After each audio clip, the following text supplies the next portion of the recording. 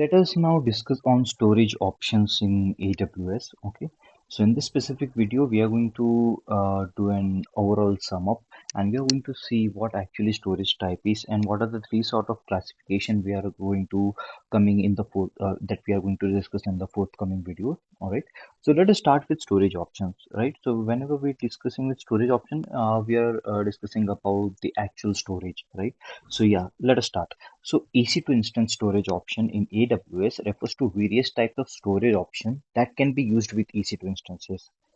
These storage options provide flexibility for different use cases, ranging from temporary local storage to persistent and durable storage, right?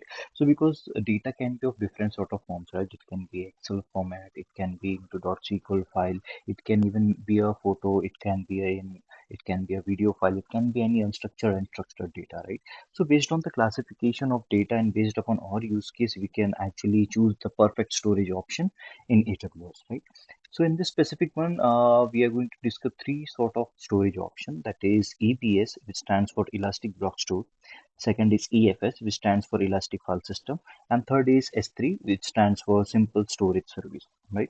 So yeah, before proceeding in the detail for each of these three, let us understand few of the terminologies that we are going to use in the forthcoming videos, right? So let us understand what actually block is, what actually file system is, what is object, what is cache, and what is hybrid edge, right?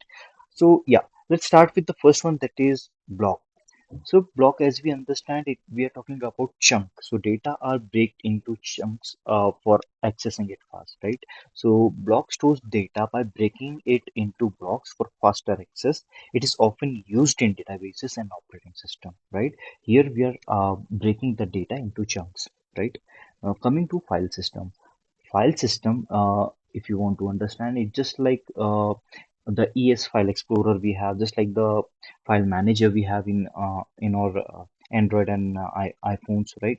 It is just like the same, where we are just maintaining a hierarchy with the use of folders and directories, right? So it organizes data into files and folder, making it user friendly and accessible, like local hard drive.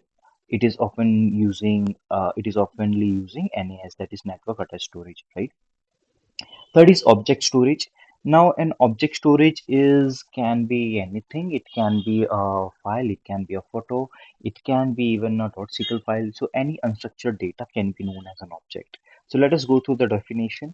It stores the data as an object with a unique ID and metadata, ideal for unstructured data like multimedia files. All right. Now let us move forward with cache. I believe already we are already aware of cache, what actually cache is. So cache is a temporary storage which is used for frequently access of the application data. So temporary stores frequently access data close to the user and speed up the performance and reduce latency. If you want to uh, if you want to understand about cache, you just basically, if you want to just open a website which actually takes time to load, and then you just click on the website once again, it will load faster. Why? Because the temporary cache are been stored, and that is how you can experience the working of cache. Moving forward with hybrid and edge, that's the last one. Basically it combines the local storage with cloud storage.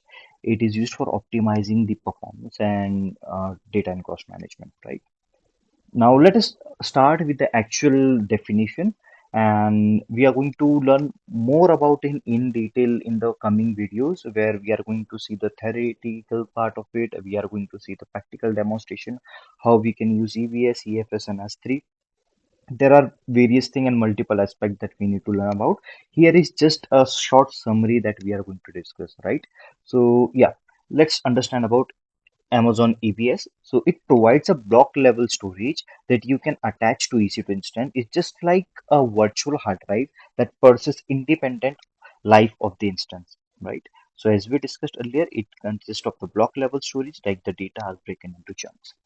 Moving forward to EFS, that is Elastic File Storage, where EFS is a fully managed file service that can be mounted to multiple EC2 instances at the same time.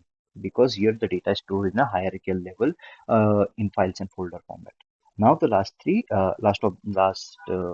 item, that is S3, which is known for object storage. It's like an object storage service that provides scalable storage for any type of data, ranging from small text file to large multimedia file, which also include the .sql file and the databases file, right? So that was all about the three types of data management that we are going to learning. That is EBS, EFS, and S3. EBS for block storage, EFS for file system, and S3 for object storage. All right. So I hope you got about storage option in AWS. So let us explore each of them independently in single video. All right. And see you in the next one. Thank you so much.